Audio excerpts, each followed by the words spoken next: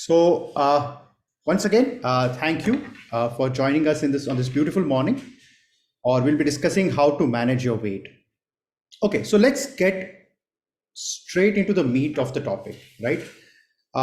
What has changed in the last? अगर मैं 5 साल की बात करूं, लास्ट 5 या 10 साल में क्या चेंज हुआ है और सबसे बड़ा इम्प्रूवमेंट जो सबसे बड़ा गेम चेंजर जो आया है उसके बारे में just will touch briefly and then हम will come back to that at a later period of time. But जो बड़ा जो चेंज आया है which is creating a lot of buzz and which is creating a lot of noise in the field of obesity is a new medication that is used for obesity. And then बहुत सारे लोगों ने so Hollywood celebrities are promoting this. Hollywood celebrities are talking a lot about this. This is actually a medicine which is approved for weight loss. And इतना अभी demand हो गया इसका in USA and some of the Western countries that there is a short demand. There is a short, this shortfall of this medication across the world. We are lucky that in India this medication is available. It is available in an oral form. So this is what has changed in the last 5 years, and this is the basic game changer for obesity management. हम इसके बारे में बाद में discuss करेंगे. Medicine के सिवाय भी we'll see other options also. So, but medicine is something. This is something which is new, and Elon Musk had also tweeted about this. So we'll see what he had tweeted, and after that there was again a lot of noise about this new medicine which is now touted to be the game changer for obesity management. Okay, so पहले हम समझेंगे obesity होता क्या है. मोटापा, obesity, what exactly is obesity? So obesity is measured by body mass index, right? So एक body mass index करके एक पैरामीटर होता है जिससे हम obesity को नापते हैं. So BMI is calculated, आपका जो weight है divided by height in meters square, right? So BMI इस तरह से कैलकुलेट किया जाता है. So अगर हम कहते हैं कि आप ओवरवेट हैं या ओबीस हैं तो ये जनरली BMI के बेसिस पे देखा जाता है. ठीक है.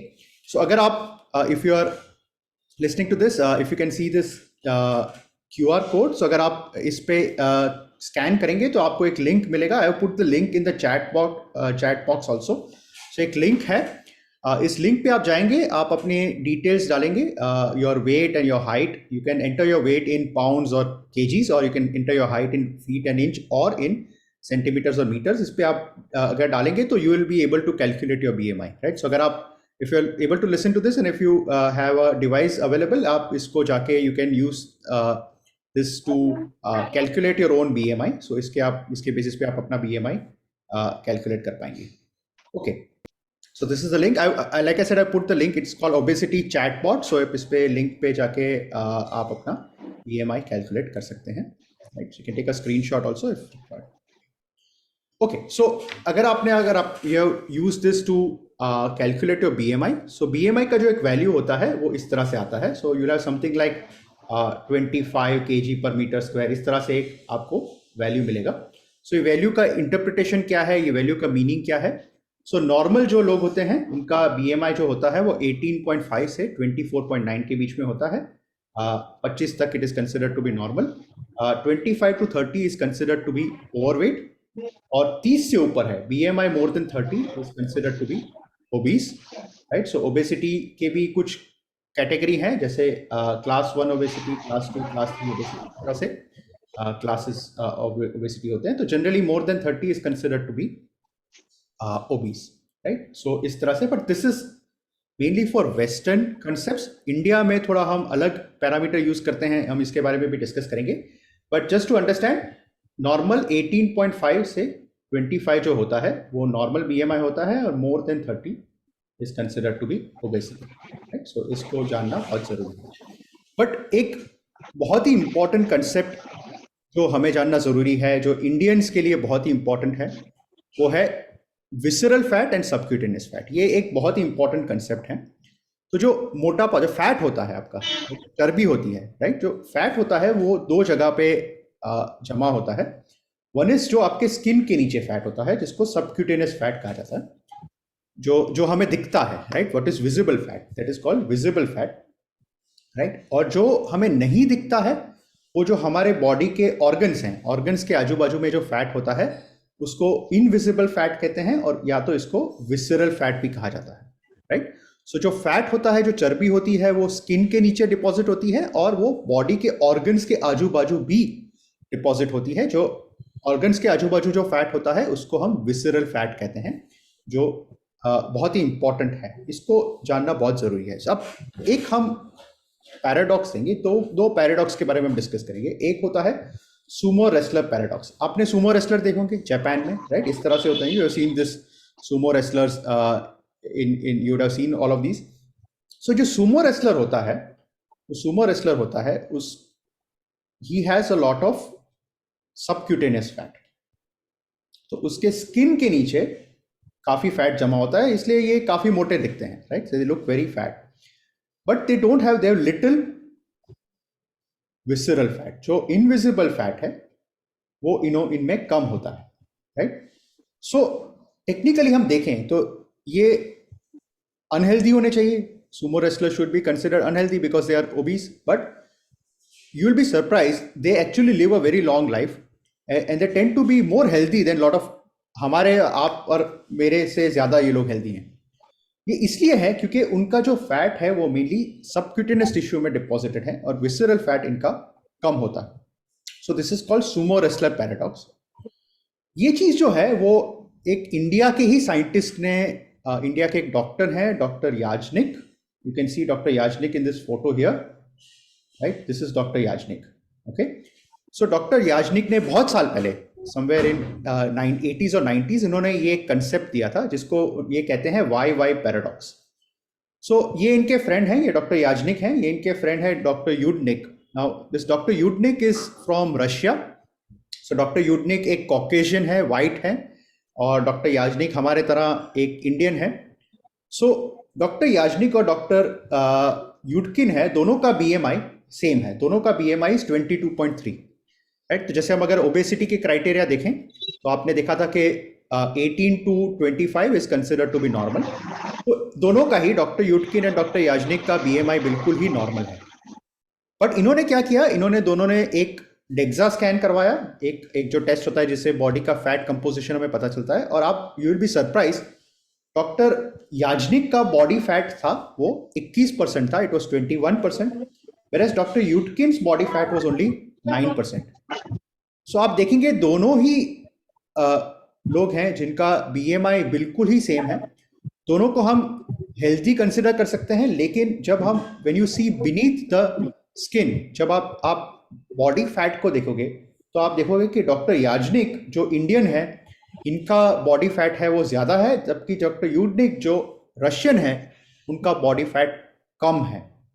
Now this is something which is very very important. देखिए, आप ये अगर ऐसा वेबिनार आप कोई अमेरिकन से सुनेंगे या आप यूरोपियन से सुनेंगे तो आप ये चीज़ के बारे में नहीं सुनेंगे, बिकॉज इंडियंस अलग हैं, हम लोग बाकी लोगों से अलग हैं। इसलिए हमें ये जानना, as an Indian we need to understand this concept more thoroughly. The important point here is that जो इंडियन है इनका जो फैट है, फैट ज्यादा होता है, और हमारे में जो हमने देखा था सबक्यूटेनियस और विसरल फैट, इंडियंस में ये जो विसरल फैट होता है ये ज्यादा होता है, right. So Indians tend to have more of visceral fat. और अगर हम देखें ये दोनों फैट में से सब ज्यादा खराब क्या है, तो जो विसरल फैट है, ये जो स्किन के नीचे है, this fat is bad, this fat is really bad, right. जो आपके जो मोटापे के वजह से, ओबेसिटी की वजह से जो डिजीजेस होते हैं, like you have diabetes, like you have heart problems, cholesterol, ये सब प्रॉब्लम्स जो हैं वो विसरल फैट के वजह से होते हैं, ना कि सबक्यूटेनियस फैट, राइट। सो ये कंसेप्ट जानना बहुत जरूरी है। इसीलिए अगर आप देखें तो ये सुमो रेसलर है, वो डॉक्टर याजनिक से भी ज्यादा healthy, right. So the sumo wrestler is more healthy than doctor Yajnik, which is the paradox, which is the interesting part, right? So ये इसको हम कहते हैं सुमो रेसलर पैराडॉक्स, इसको हम ऑल्सो कहते हैं वाई वाई पैराडॉक्स। सो ये एक बहुत ही इंपॉर्टेंट कंसेप्ट जानना जरूरी है कि जो इंडियंस हैं उसमें जो सबक्यूटेनियस फैट है उससे भी ज्यादा विसरल फैट होता है, और ये विसरल, तो हम ज्यादा उतने मोटे नहीं लगते हैं, लेकिन फिर भी हमारा जो रिस्क है वो बाकी लोगों से ज़्यादा है। और अगर इसी पॉइंट को हम आगे लेके जाएं तो बहुत सारे साइंटिस्ट ने, बहुत सारे फेडरेशन ने कहा है कि इंडियंस में जो बीएमआई का क्राइटेरिया है, जो एशियंस में बीएमआई का क्राइटेरिया है, वो वेस्टर्न के बीएमआई क्राइटेरिया से आपको अलग रखना चाहिए, because of the fact that हमारे में जो रिस्क फैक्टर है, हमारे में रिस्क है वो ज़्यादा है।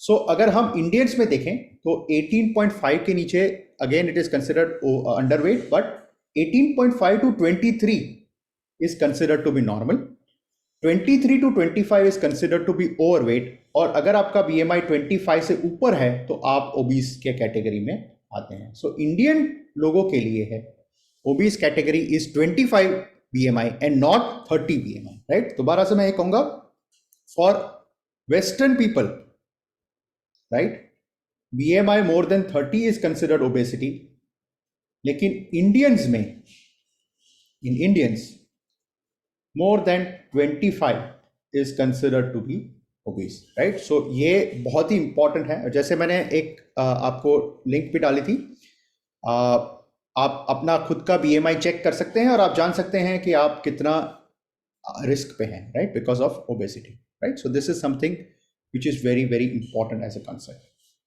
नाउ ये जो इनविजिबल फैट होता है या जो विसरल फैट होता है, उसके क्या कॉन्सिक्वेंसेस होते हैं, उसके वजह से क्या प्रॉब्लम होते हैं। तो अगर ये जो फैट है, ये अगर आपका लीवर और पैनक्रियाज के आजू बाजू डिपॉजिट होता है तो इसकी वजह से टाइप 2 डायबिटीज होता है, जो कॉमन टाइप का डायबिटीज है, टाइप 2 डायबिटीज। अगर ये हार्ट के आजू बाजू में डिपॉजिट होता है तो इसकी वजह से हार्ट फेलियर होता है।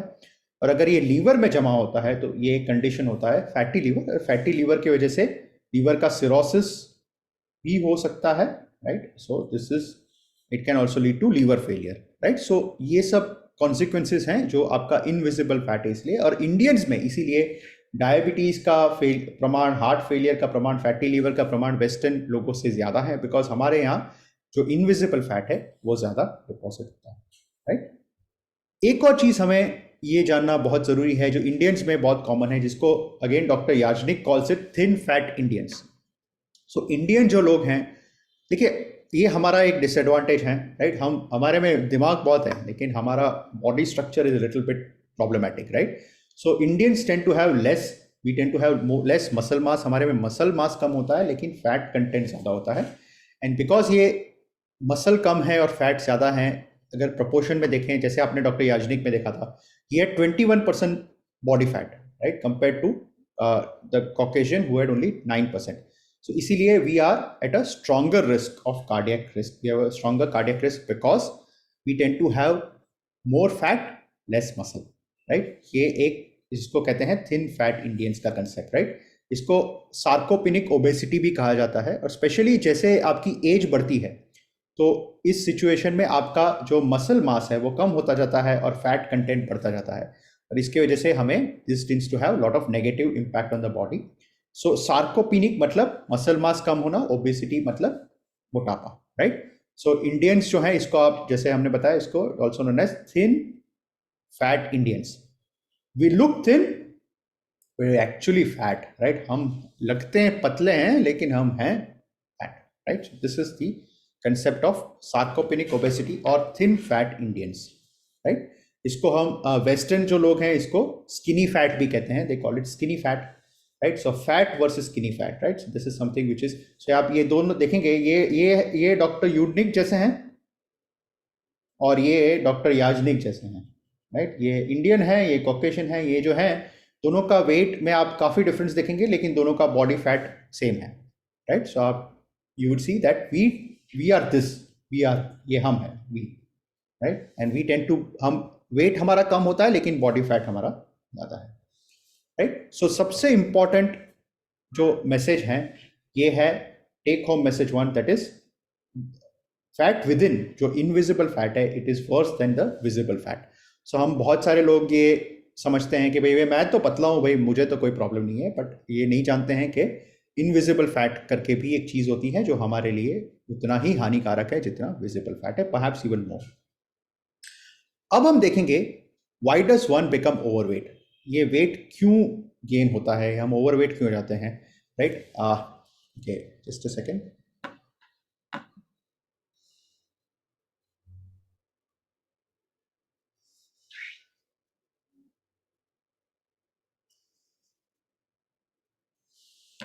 यस। सो हम अब ये देखेंगे कि why do we gain weight. You have to give me just 1 second, sorry.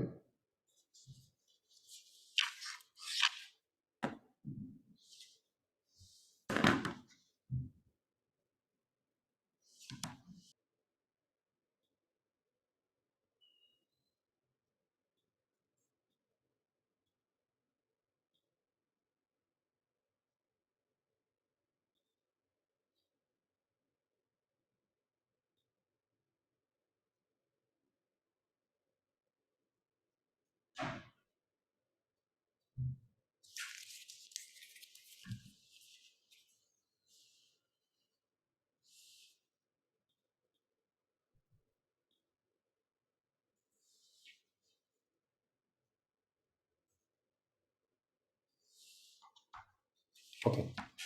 सो जैसे मैंने बताया, ये है बहुत ही इंपॉर्टेंट कंसेप्ट है कि we tend to be thin fat Indians, right, और हमारे में इनविजिबल फैट ज़्यादा होता है। नाउ हम सबसे इंपॉर्टेंट चीज़ आज जो डिस्कस करेंगे वो है why does one become overweight. ये वेट गेन क्यों होता है, हम क्यों ओवरवेट होते हैं, वेट बढ़ता क्यों है, राइट।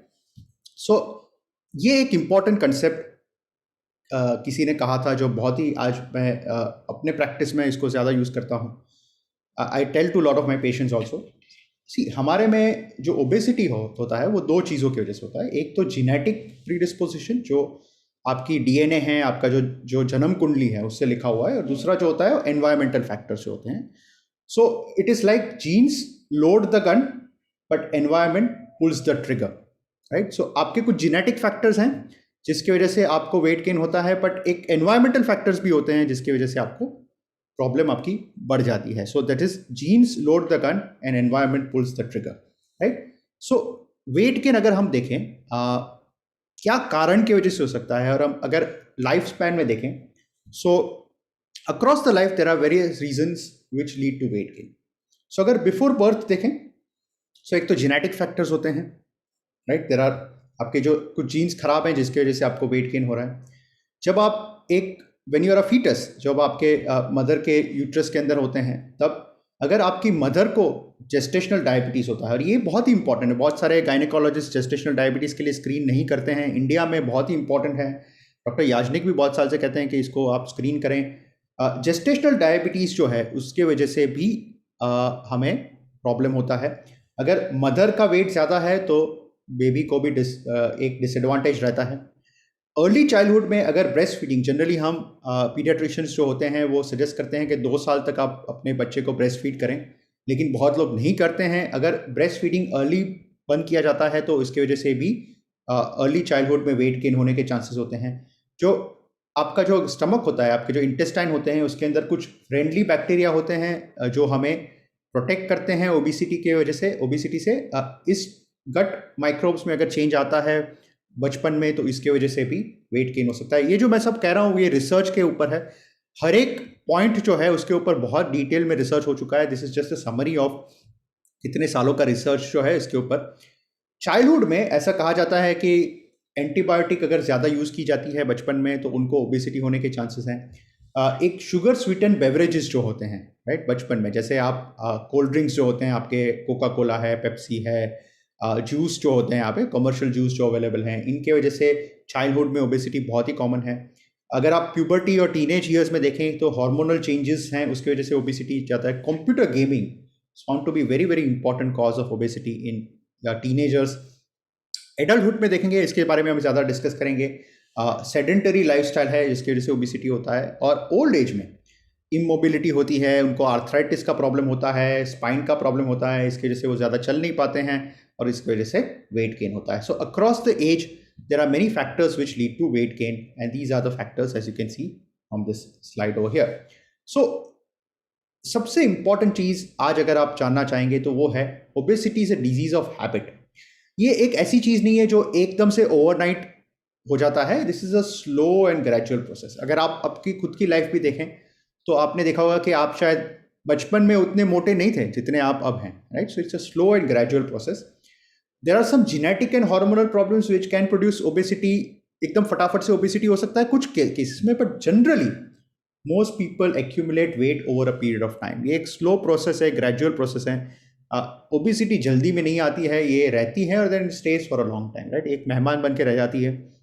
सो एक स्लो एंड ग्रेजुअल प्रोसेस है. मोस्ट केसेस में ये जो है वो धीरे धीरे धीरे धीरे होता है, right. So obesity is a disease of habits, it's a disease of poor habits, poor lifestyle over a period of time, accumulated over a period of time. So अगर हम ओबेसिटी पे फोकस करें तो ये आप मेरे से बार बार सुनेंगे, sitting is the new smoking, right, जिसको हम सेडेंटरी लाइफस्टाइल कहते हैं. Sitting is the new smoking. इसके बारे में हम बाद में डिस्कस करेंगे. हम लोग अपने स्लीप जो होता है, right, we kill our sleep. Killing our sleep is killing us, right. हम लोग बहुत कम सोते हैं. हम में से बहुत सारे 4 घंटे सोते हैं और they are proud of it. अरे मैं तो इतना काम करता हूँ, मैं खाली 4 घंटे सोता हूँ. But what we don't know is that lack of sleep is killing us. Killing our sleep is killing us, right. So this is something important. Stress, right, हमारे बॉडी में ह्यूमन हम अपने आप पे स्ट्रेस डालते हैं, right. So stress leads to, और ये स्ट्रेस को कम करने के लिए हम क्या करते हैं, खाते हैं. We eat to relieve stress, right. Eating to relieve stress, which is something which is a big problem. Compulsive eating, right, ये एक प्रॉब्लम है. इसके बारे में भी हम थोड़ा डिस्कस करेंगे. And then exercise, we have no time for exercise, right.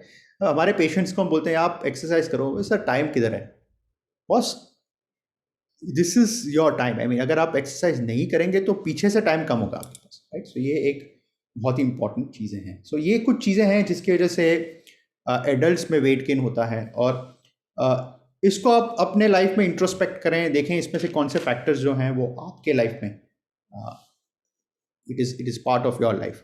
So there is a theory of what is known as compulsive eating.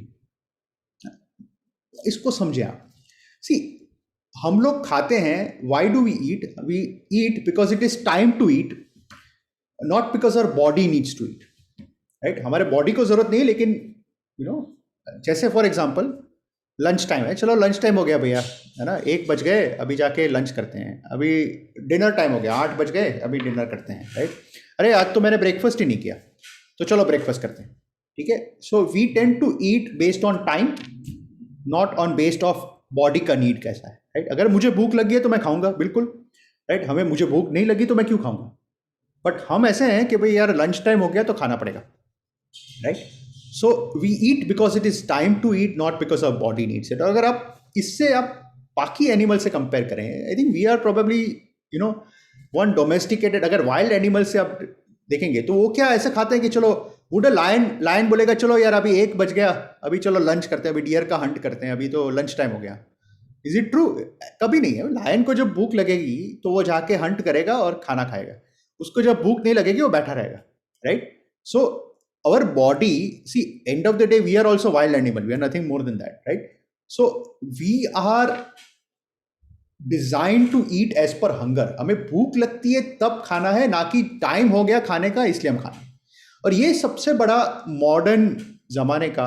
और अगर आप if you read lot of experts and biologists, अगर आप इसके बारे में evolution के बारे में बात करें तो लोग कहते हैं एक एज था जब हम हंटर गैदरर्स थे, और हंटर गैदरर से वी बिकेम अ एग्रीटेरियन और अ एग्रीकल्चर सोसाइटी. और जब ये डिफरेंस हुआ उसके बाद ओबेसिटी करके कोई डिजीज था ही नहीं in hunter gatherers. But that hunter gatherers turn to the अगर आप सेपियंस बुक देखेंगे पढ़ेंगे तो उसमें आपने बहुत clearly read this book. I think everybody should read sapiens, right. ये मेरे ख्याल से एज डिफाइनिंग बुक है. तो अगर आप सेपियंस में भी पढ़ेंगे तो उन्होंने बहुत ब्यूटीफुली बताया है कि एक ज़माना था जब वी आर हंटर गैदरर्स, है ना. जब हम हंट करते थे, खाना गैदर करते थे, जबकि जब से from there we became a agrarian society where हम खाना उगाते हैं. हम हंट नहीं करते हैं, हम गैदर नहीं करते हैं, हम खाने को उगाते हैं. और इस प्रोसेस ने ओबेसिटी को इंट्रोड्यूस किया है ह्यूमन स्पीशीज में, होमोसेपियंस में, राइट. सो ये एक है थियरी ऑफ कंपल्सिव ईटिंग. और जस्ट फॉर फन, राइट, अगर आप में से कोई SBI एम्प्लॉयज है तो please don't mind, but then it is said that SBI में लंच टाइम पे भैया कुछ नहीं करते हैं, right. So this is SBI employees working from home, okay. So point is that lunch time है तो भाई SBI एम्प्लॉय और any employee for that matter would go for lunch. Compulsive eating, आप लंच टाइम है, भूख लगी नहीं लगी आप खाओगे, right. So again no offence to SBI employees, I am sorry, but the point here is that we eat for fun, we eat for time, we eat to relieve stress, we don't necessarily eat when we are hungry, right? जबकि human body इस तरह से बना है कि जब आपको भूख लगे तब आप खाएं, राइट? ये एक बहुत ही बड़ा डिफरेंस है जो जिसकी वजह से we tend to create a problem. And जो वेट गेन होता है ये अनफॉर्चुनेटली एक कंपाउंड इंटरेस्ट होता है। ये this is like a compound interest. Again SBI के बारे में हमने बात किया तो कभी कंपाउंड इंटरेस्ट के बारे में भी बात करें। So there is a compound interest trajectory, right? So जो वेट है वो धीरे धीरे बढ़ता है, there is a vicious cycle. So what happens is that you have compulsive eating, right? So you tend to have a compulsive eating, and then we have weight gain, right? और इसके वजह से we feel tired because of weight gain, we have reduced exercise, right? And then we have more stress because remember exercise relieves stress, and stress को relieve करने के लिए आप खाते हैं वापस। तो एक विशियस साइकिल है, राइट? खाते हैं, वेट गेन होता है, एक्सरसाइज कम करते हैं, स्ट्रेस कम रिलीफ होता है, स्ट्रेस रिलीव करने के लिए आप खाते हैं, right? So this becomes a vicious cycle, and this most cases में this type of problem leads to obesity. अगर आप आपकी खुद की लाइफ देखें तो आप यही कर रहे हैं, राइट? अगर आप if you are listening to this webinar and you are interested in weight loss, I am sure like me, I am not saying I am the same, right? हम सब ऐसे हैं, right? We all do this, and this is what ultimately leads to weight gain. So अगर आप ये भी insight भी अगर आप समझें, आप अपनी लाइफ को एनालाइज करें, there is something called mindfulness, right? आपने योगा के बारे में सुना होगा, मेडिटेशन के बारे में सुना होगा, दैट इज ऑल माइंडफुलनेस। आप अपने खुद के एनालिसिस करें, खुद के साथ थोड़ा समय बिताएं, and you will find out the reality, right? And what I said, you will realise is the reality of our life, that this is what we do. We tend to have compulsive eating. We eat because it is time to eat, not because our body needs to eat, right? So second important take home message for you is that see weight gain जो होता है वो multifactorial है। एक कारण की वजह से, एक ऐसा नहीं है कि एक कारण की वजह से ये होता है, ये बहुत सारे कारण की वजह से होता है। It's a slow and gradual process, एक कंपाउंड इंटरेस्ट की तरह है, ये एक स्लो ग्रेजुअल प्रोसेस की तरह होता है, और it's a and we tend to do compulsive eating, और ये हमारे सोसाइटी का सबसे बड़ा प्रॉब्लम है, that we tend to have compulsive eating. We eat because it is time to eat, not because we are hungry, right? So अब हम discuss करेंगे हॉर्मोन्स के बारे में। देखिए, I am a endocrinologist, right? Endocrinologist is a doctor who is an expert in diabetes, thyroid, hormonal problems, obesity. सो हमारे पास ये patient सब आते हैं, राइट? बहुत सारे पेशेंट आते हैं कि सर मुझे हार्मोनल प्रॉब्लम है जिसकी वजह से हमें वेट गेन होता है। सो इसके बारे में हम एक इंपॉर्टेंट क्लैरिफिकेशन देंगे। Will give you some clarification about what exactly is this issue, और क्या ये सही भी है या क्या ये एक सोसाइटी का मिसकंसेप्शन है जिसके बारे में society keeps to perpetuate. So there are some common misconceptions about hormone and weight gain, right? एक तो बहुत लोग कहते हैं इंसुलिन रेजिस्टेंस, मुझे इंसुलिन रेजिस्टेंस है जिसके वजह से वेट गेन होता है, और अपने इंसुलिन लेवल्स करवाते हैं। एक जान लें, नेवर ऑर्डर इंसुलिन लेवल्स। अगर आप में से कोई डॉक्टर हैं, प्लीज ये ना करें, इंसुलिन लेवल्स का टेस्ट ना करवाएं, ये सब जांचें ना करवाएं। कराना चाहते हैं अगर आप पैसे बर्बाद करना चाहते हैं अपने पेशेंट का, लेकिन अगर आइडियली डोंट। और अगर कोई डॉक्टर आपको इंसुलिन लेवल्स ऑर्डर करता है तो इनको ये कंसेप्ट नहीं पता, राइट? बहुत कॉमन मिसकंसेप्शन है कि इंसुलिन रेजिस्टेंस से वेट गेन होता है, ये इट इज़ नॉट प्रूवन। ये एक चिकन एंड एग थियरी है। अब चिकन एंड एग को समझते हैं, जैसे पहले चिकन आया कि एग आया, ये एक होता है। सो इसी तरह से इंसुलिन रेजिस्टेंस का इशू ये है कि पहले इंसुलिन रेजिस्टेंस की वजह से वेट गेन हुआ या वेट गेन की वजह से इंसुलिन रेजिस्टेंस हुआ, ये हमें नहीं पता, right? Till now it is not proven that insulin resistance produces weight gain, it is probably weight gain that leads to insulin resistance. So ये एक बहुत ही कॉमन मिसकंसेप्शन है, इसीलिए ये रिपोर्ट्स नहीं कराना चाहिए। इंसुलिन लेवल्स चेक करके कोई फायदा नहीं है, इसको हमें ट्रेस नहीं करना है। बहुत सारे लोग कहते हैं कि मुझे अंडर एक्टिव थायराइड है, हाइपोथायरॉयडिज्म है, इसकी वजह से हमें वेट गेन हुआ है। ये भी कॉमन मिसकंसेप्शन है। हम एक थायराइड के बारे में वेबिनार रखने वाले हैं ऑन 1 जनवरी। मैं एक अभी will send the details letter, but we are going to have a webinar on under active thyroid, on thyroid disorders. इसके बारे में हम वेबिनार रखेंगे और इसके बारे में हम ज़्यादा डिटेल में बाद में डिस्कस करेंगे। लेकिन ये भी एक चीज़ है, आप प्लीज़ ट्राई एंड अंडरस्टैंड, जी बिल्कुल, अंडर एक्टिव थायराइड, हाइपोथायराइड की वजह से वेट गेन होता है, लेकिन ये जो वेट गेन होता है वो जनरली इनको बहुत सिवियर थायराइड का प्रॉब्लम होता है, उनके अंडर भी ये वेट गेन 2 से 3 kg ही होता है. Weight gain attributable to thyroid disorder is in the tune of 2 to 3 kgs, not more than that. अगर आप कहते हैं कि मुझे 10 kg मेरा वेट गेन हुआ है, तो ये थायराइड की वजह से नहीं है, प्लीज इसको समझें, और भी कारण हैं जिसको हमें जांचना जरूरी है, right. So the weight gain, underactive thyroid producing weight gain is something which is a common misconception. और दूसरी चीज ये भी जाने, राइट, इसमें भी एक चिकन एंड एग होता है. आप लोग बहुत सारे TSH लेवल करवाते हैं, बिल्कुल कराएं, इंपॉर्टेंट टेस्ट, राइट, इसको कराएं. लेकिन TSH का नॉर्मल वैल्यू होता है 0.5 से 5 के बीच में. कुछ लोगों का वैल्यू आता है 5.4, 5.6, राइट, समथिंग लाइक दैट, छोटा माइल्ड एलिवेटेड वैल्यू आता है.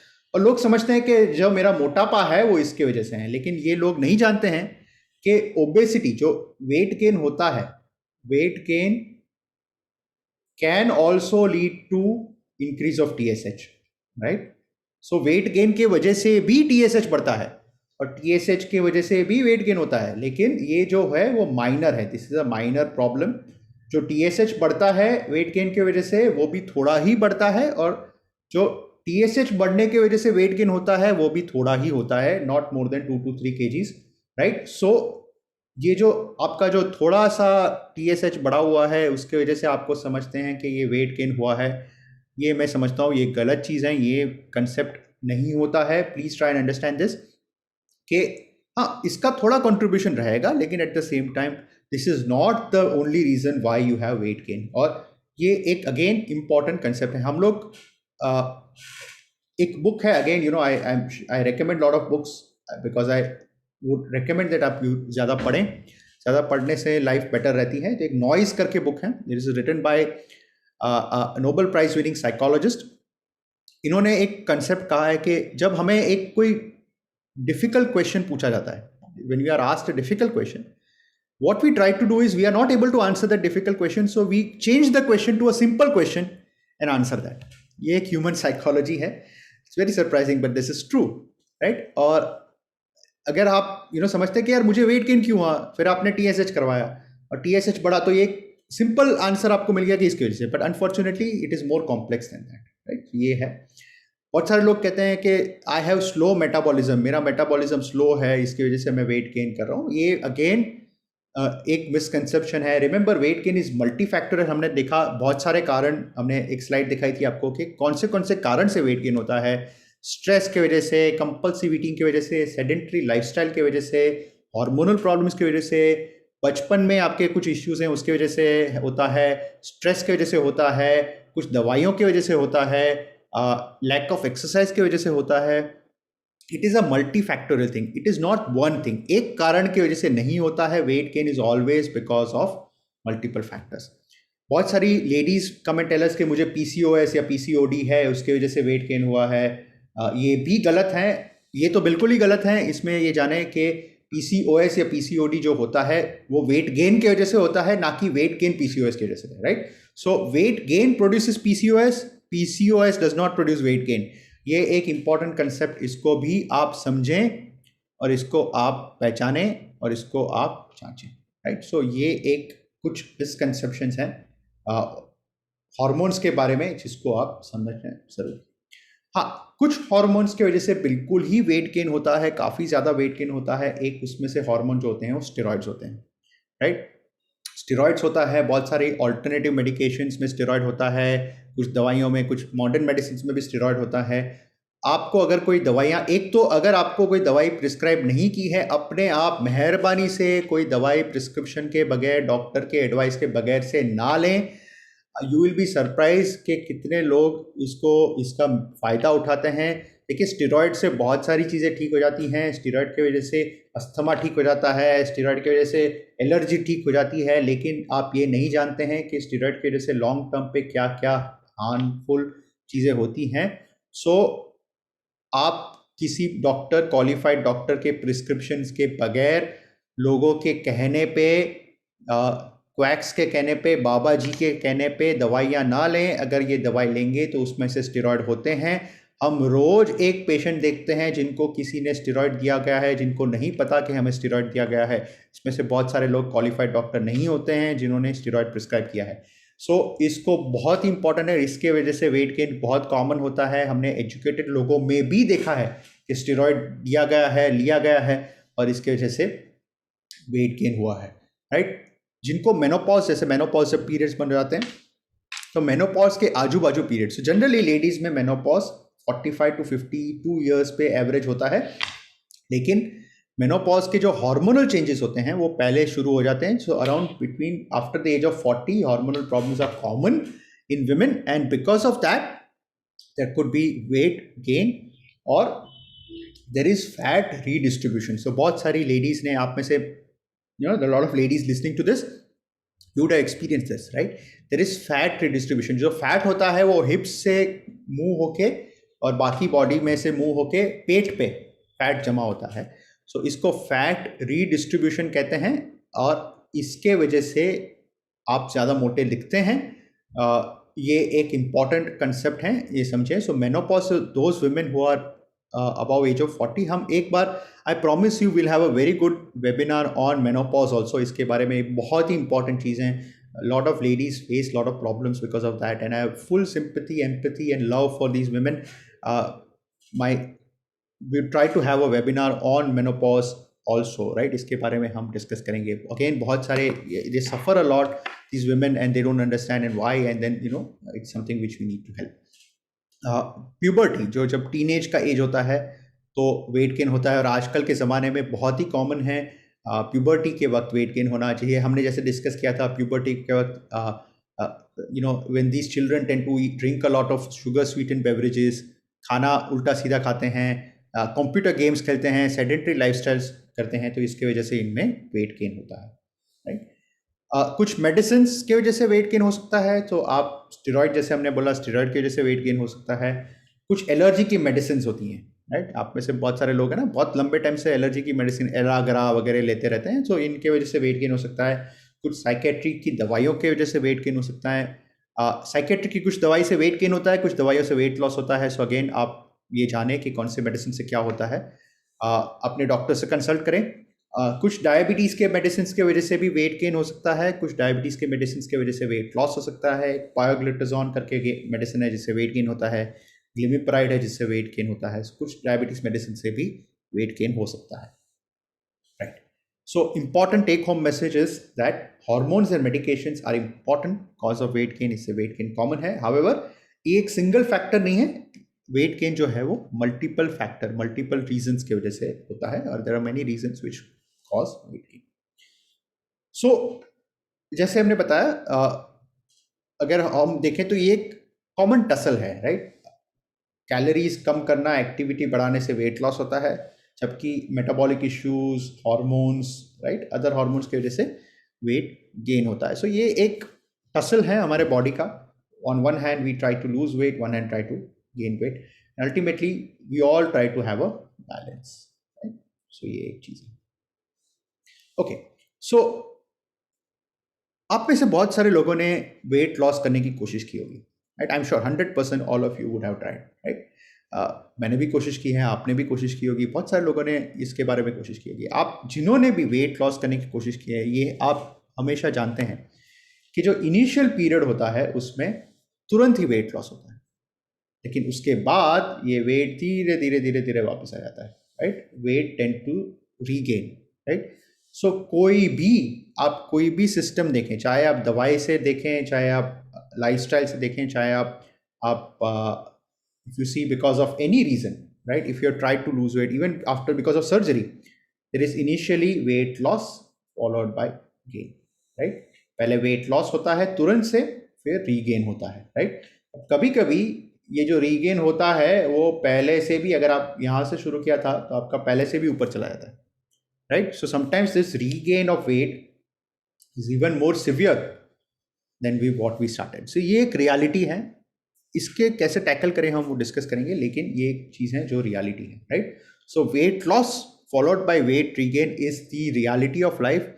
सो इसीलिए एक चीज़ें जानना ज़रूरी है। जैसे आप क्रिकेट में देखते हैं, ओपनिंग बैट्समैन अलग होता है और मिडल ऑर्डर बैट्समैन अलग होता है, इसी तरह से वेट लॉस की स्ट्रैटेजी अलग होती है और वेट मेंटेनेंस की स्ट्रैटेजी अलग होती है, राइट? दोनों ही चीज़ों में अलग ही कंसेप्ट को समझना जरूरी है, इसके बारे में हम डिस्कस करेंगे।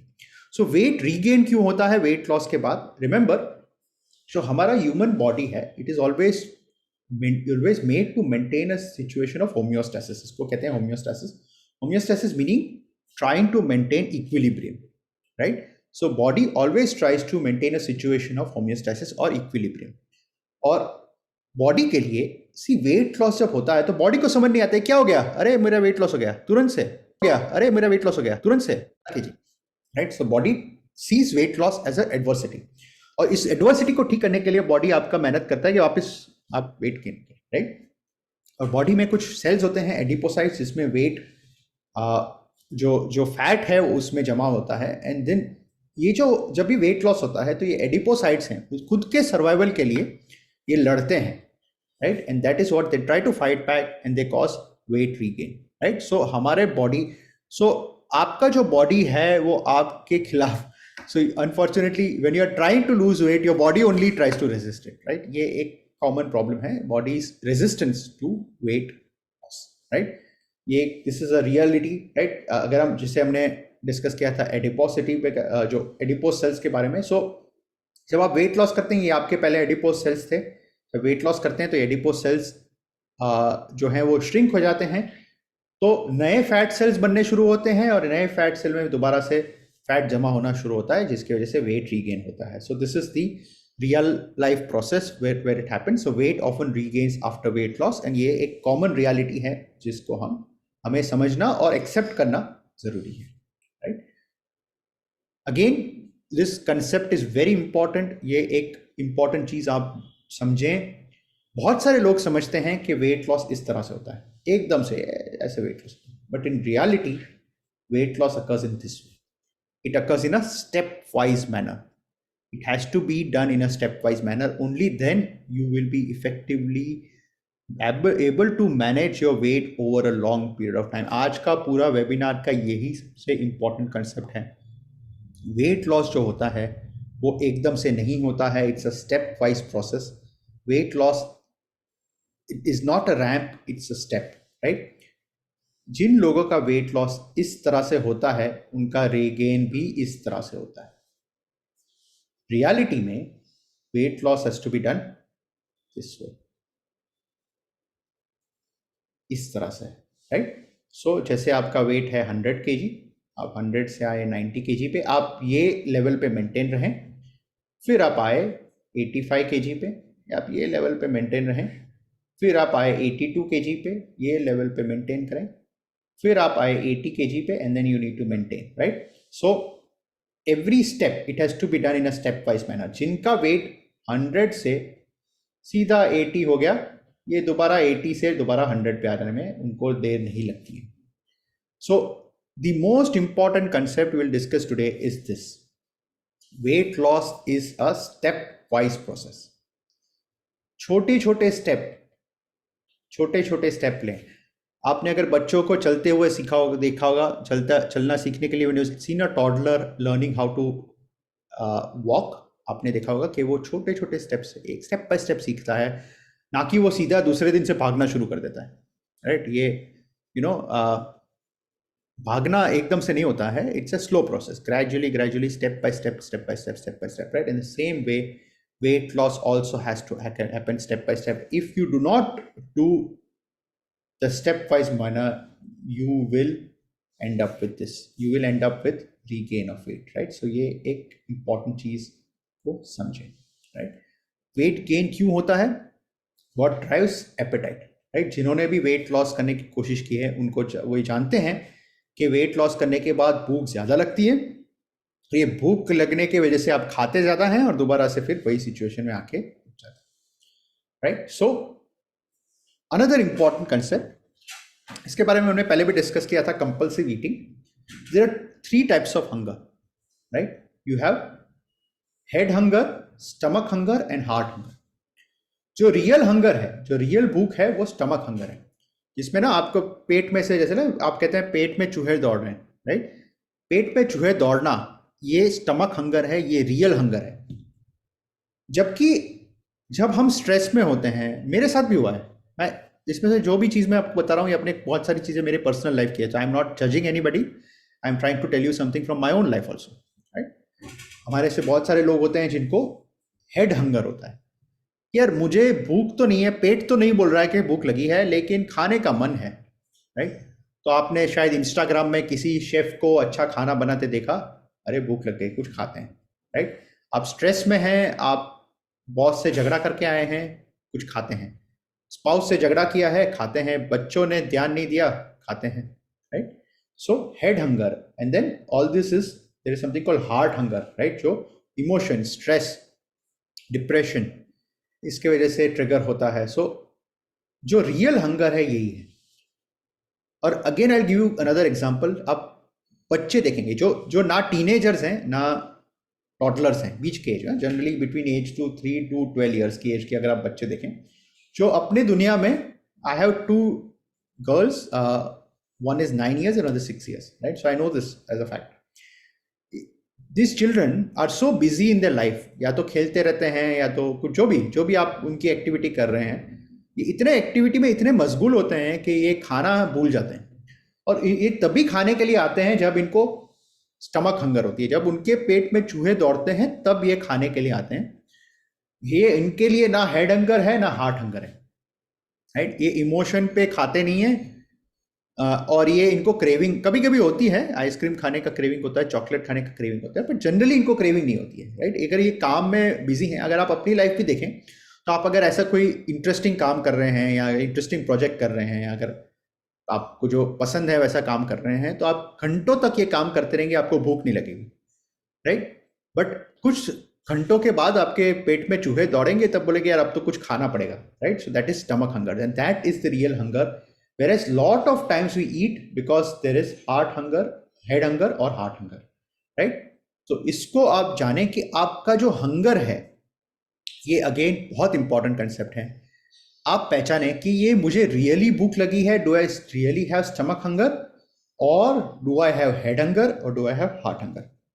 सो जब भी आप खाने बैठते हैं, अपने आप से एक क्वेश्चन पूछे, अपने आप से प्रश्न पूछे, क्या मुझे रियली भूख लगी है, और ये मैं बिकॉज ये लंच टाइम है और मैं एक SBI एम्प्लॉय हूँ तो मुझे लंच टाइम में खाना पड़ेगा, या इसके वजह से है। सो ये एक चीज़ को आप बिल्कुल ही इंपॉर्टेंट करें। और अब हेड हंगर और real hungry, am I really hungry, इसका एक फ्लो चार्ट है, इसका आप फॉलो कर सकते हैं। यू कैन स्टार्ट हियर, कितने time since, how long since I have last eaten, if it is less than 5 years, right, was my last meal a solid meal, क्या मैंने खाया था, right. So if last meal was solid, yes, you say it is not real hunger, right.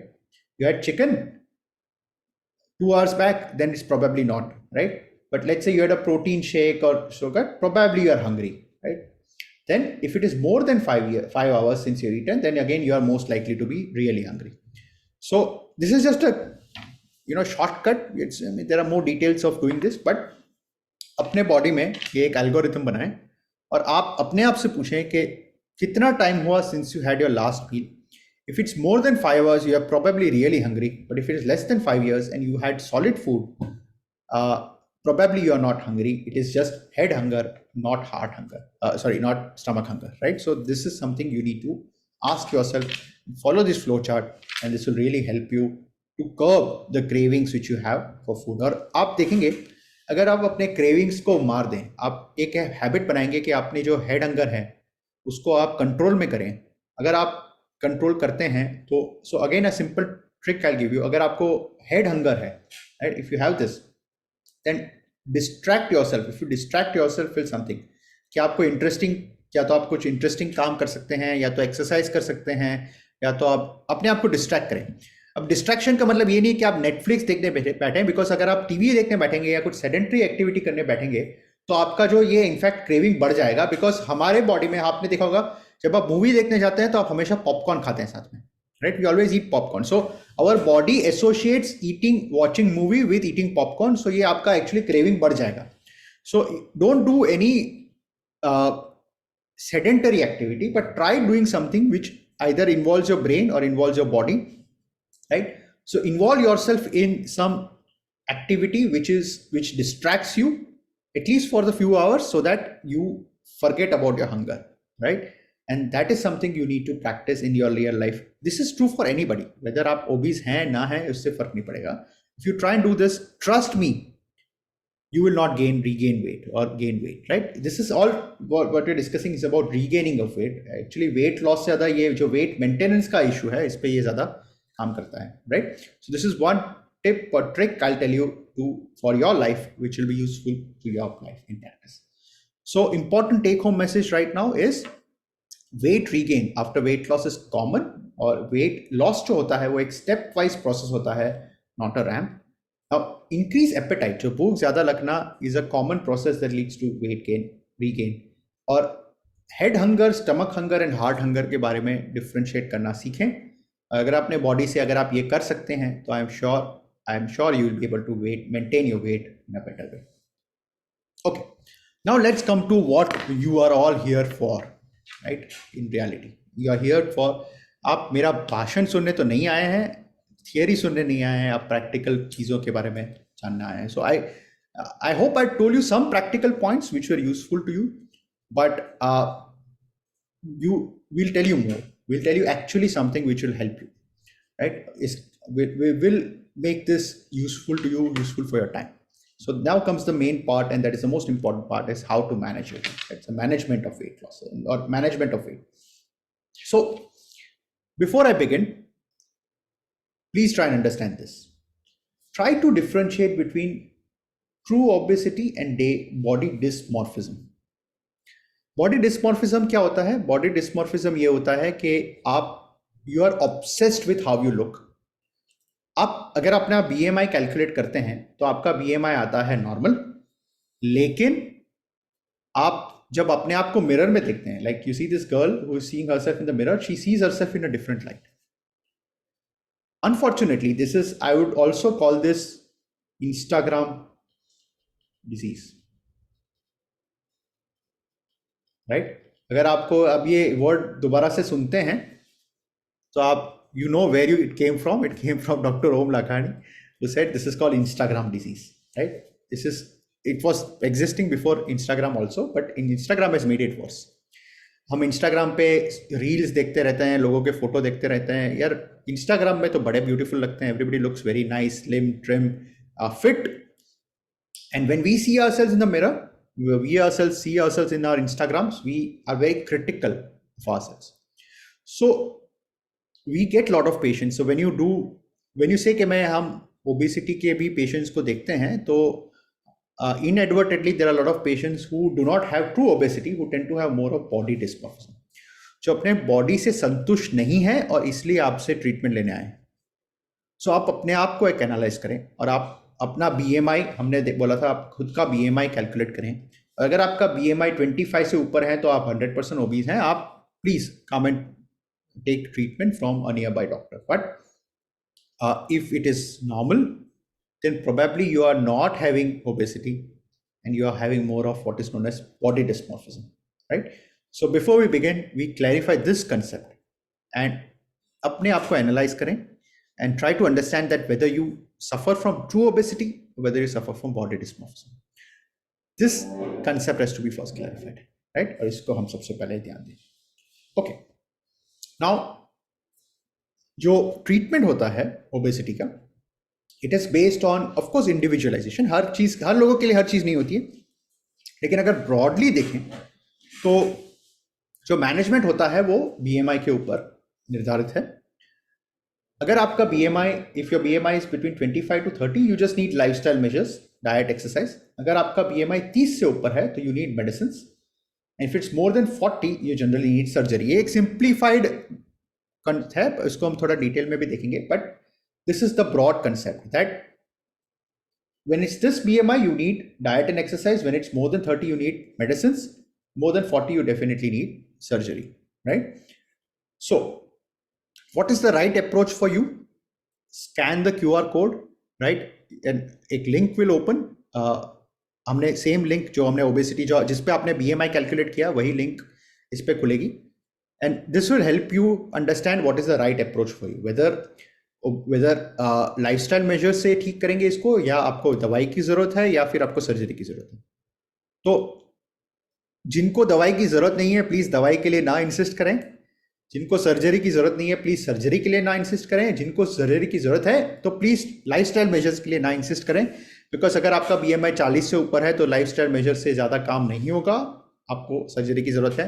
अगर आपका 30 से ऊपर है तो you probably need medicine, lifestyle measures alone may not be enough. So please try and understand, right? Try and understand where do you stand, and based on that, right, the treatment should be decided. Again, I'm telling you, in society we are very disequilibrium society. जिनको surgery की जरूरत होती है वो नहीं करवाते हैं, जिनको जरूरत नहीं होती है वो करवाते हैं। जिनको मेडिसिन की जरूरत नहीं होती है वो मेडिसिन उनको प्रिस्क्राइब की जाती है, जिनको जरूरत होती है उनको नहीं की जाती है। So try and understand which is the right approach for you. कितना वेट लॉस करना जरूरी है? How much weight loss should you target? Well, 5% of weight loss is generally good for well-being. General well-being के 5% weight loss अच्छा है। 7% weight loss is good for reducing the risk of diabetes. अगर आपको diabetes, आपको pre diabetes है, right? If you have pre-diabetes or borderline diabetes, you need to lose 7%. Again, same levels. अगर आपको fatty liver है, अगर आपके डॉक्टर ने बोला है कि मुझे आपको फैटी लीवर है, so 7% weight loss is good for fatty liver. 10% weight loss is important to reduce risk of heart disease. अगर आपको हार्ट का प्रॉब्लम है, हार्ट फेलियर है, इट हेल्प्स। एंड अगर आपको पीसीओएस है, राइट, या पीसीओडी है, पीसीओएस पीसीओडी में क्या डिफरेंस है भैया, ये भी हम डिस्कस करेंगे, है ना। We'll have a webinar on PCOS also, so promise you that, right. Okay, 10% weight loss reduces the risk of cardiovascular disease, reverses PCOS, and 15% weight loss can reverse diabetes. अगर आपको type 2 diabetes है, again I'm talking about type 2 diabetes, not type 1 here. So type 2 diabetes है, 15% weight loss can help you correct that, and of course it can help you correct other obesity related problems, complications, right? So ये सब है weight loss का target typically. So you need to target 5 to 15% depending on your risk, right? आप कहाँ पे यार, आपका क्या एम है, इसके बेसिस पे आप यू कैन ट्राई एंड जज। सो अगेन इंपॉर्टेंट थिंग, ये जो हमने पहले भी डिस्कस किया, step wise process, right. Try to have reasonable targets. Remember, it's weight loss is a step wise process, not a ramp. And typically in our practice हम लोग target करते हैं 5% weight loss in 3 months and 10% weight loss in 6 months. This is our target. Please have reasonable target. Again, हम जैसे हमने बताया, जब हम ओबेसिटी की प्रैक्टिस करते हैं या जब हम हमारे ओबेसिटी के पेशेंट्स आते हैं, तो ये बहुत सारे पेशेंट इस तरह से आते हैं कि मुझे 30 kg, दे 100 kg, जैसे मुझे 30 kg वेट लॉस करना है, मुझे 70 kg बनना है 6 महीने में। भैया नहीं होगा। I beg of you, it is not possible. If you come with unrealistic expectation, I can't treat you, nobody can treat you, nobody can help you, right? Please don't come with unrealistic expectations. Have realistic expectations. If you are having realistic expectation, a qualified doctor, endocrinologist, or a bariatric surgeon will be able to help you. If you come with unrealistic expectations, please don't, nobody can help you, right? So please have realistic expectations and try to target 5% in 3 months, 10% in 6 months, probably 15% over 1 year. These are reasonable targets, right? And like I said, it's a stepwise process. It is not a ramp. Okay. So let's come to lifestyle measures, right? So diet, exercise, sleep, and other measures, right? These are things which help. ये सब चीजों से मदद होती है. Let's talk about diet, right? Most important, right? And before that, of course, some rules. Very important. There is no magic. ये कोई जादू नहीं होता. इसके बारे में I'll tell you in more details. Make long-term changes, not short-term changes. Have reasonable target. ये हमने ऑलरेडी बहुत बताया. Remember, वेट लॉस जो है वो एक टेस्ट मैच है. इसमें ना द्रविड़ या पुजारा की तरह बैटिंग करें. Try to bat like Dravid or Pujara, not like Hardik Pandya, right? It's not a T20 match. And remember, diet can produce weight loss, and exercise is useful for maintaining weight. So अगर weight loss करना चाहते हैं तो diet बढ़िया चीज है, और अगर आप वेट मेंटेन करना चाहते हैं तो इसके लिए exercise is very important, right? So both are important. For losing weight, diet is important, more important, and for maintaining weight, exercise is important. Okay, let's come to diet. Please try and understand this. There is no magic diet for weight loss. Bold statement मैं आपको बोल रहा हूँ. आप में से बहुत सारे लोग अगर आप ये समझ के आए हैं कि यार आपको मैं ना ऐसा डाइट बताऊंगा जिससे आपका वेट पूरा ठीक हो जाएगा, you come to the wrong place again. Like you know most important. और अगर आपको कोई सो कॉल्ड एक्सपर्ट या सो कॉल्ड पर्सन बताता है कि मैं आप मुझे 10,000 रुपये दें और मैं आपका ऐसा डाइट करूंगा आपका वेट लॉस हो जाएगा, don't fall for this. There is no magic diet for weight loss. And discuss this point a little bit more. Any form of calorie deficit, कोई भी आप कैलोरी डेफिसिट अगर करते हैं, it can lead to weight loss. So अगर आप 16,000 kilo calorie 1600 kilo calorie का diet लेते हैं, it can lead to 3 to 5% weight loss, and 1200 kilocalorie diet of any type can lead to 5 to 7% weight loss. But the most important thing is to maintain that weight, you need to continue the same diet to sustain the weight loss. अगर आप 1200 kilo calorie wait आप diet लेते हैं, आपका weight loss हुआ, लेकिन वो वही वेट को अगर आपको मेंटेन करना है तो you still have to take the same amount of calories. आपने पहले 1200 किलो कैलोरी लिया, फिर आपने बढ़ा के 2000 किलो कैलोरी कर दिया, it doesn't work. It doesn't work, right? You will regain all the weight that you lost. So it is very important to understand is that discipline. Remember, obesity is a disease of discipline. Discipline होना जरूरी है. अगर आप 1200 kilo calorie लेते हैं to lose the weight, then you need to take the same weight, same calories to maintain the weight. You cannot have a process where हम थोड़ा weight loss करते हैं, फिर regain करते हैं, फिर loss करते हैं, regain करते हैं. That you cannot do, right? Lot of you will ask me, I have heard about DASH. ये DASH को कहीं से भी डालो आप. You will say intermittent fasting, right? You would say keto diet. You can say paleo diet. कोई भी diet, Atkins diet, दुनिया में कोई भी नाम का जो डाइट है आप इसमें डाल दो. I have heard that dash can produce wait loss. Is it true? अगर आप ये क्वेश्चन में अगर आप मुझसे पूछते हैं तो मैं कहूंगा yes, it can. But the question I ask you back is, can you follow the same diet for rest of your life? देखो, एक डाइट फॉलो करना, आप अगर इंटरमिटेंट फास्टिंग करते हैं, आप कीटो डाइट करते हैं, आप पैलियो डाइट करते हैं, आप एटकिंस डाइट करते हैं, या तो आप बहुत सारे ऐसे डाइट है. आप बाबा रामदेव का डाइट करते हैं, आप जगन्नाथ दीक्षित का डाइट करते हैं, आप डॉक्टर याजनिक का डाइट करते हैं, आप डॉक्टर ओम का डाइट करते हैं. मेरा भी कोई डाइट नहीं है, but point is any kind of diet that you follow, this is, see, listen to this is the reality I'm telling you. I'm giving you a reality check. Dash form of diet can produce weight loss. Any form of diet that causes calorie restriction, अगर आप calorie कम करते हैं, चाहे आप intermittent fasting करके करें या keto diet से करें या पेलो डाइट से करें, इससे वेट लॉस 100% होगा, राइट? मैं आपको गारंटी देता हूं ये होगा. लेकिन it is following a diet is not just 3 महीने हमने डाइट कर दिया और फिर हम बैठ गए. ऐसा नहीं होता है. Following a diet is like marrying with that diet. आप समझ लो आपने उससे शादी कर ली है और आपको पूरे लाइफ उसको निभाना है. आप डिवोर्स नहीं कर सकते, right? So any form of diet that you follow, before you follow that, ask yourself. जैसे आप शादी करने से पहले सोचते हैं ना, आई am sure you known of us will go नहीं शादी कर लेते हैं फिर देखा जाएगा. ऐसा नहीं होता. We all think, right? We all think whom we are marrying, where we are marrying, how we are marrying, right? So because it is a lifelong commitment. अब जैसे आपका कैरियर चूज करते हैं, मैंने मेडिसिन लिया है तो आप सोचते हैं ना, ऐसे थोड़ी है कि नहीं चलो मेडिसिन में सीट मिलने ले लेते हैं, ऐसा तो नहीं होता, राइट? आप जब when you decide to have kids, you think, right?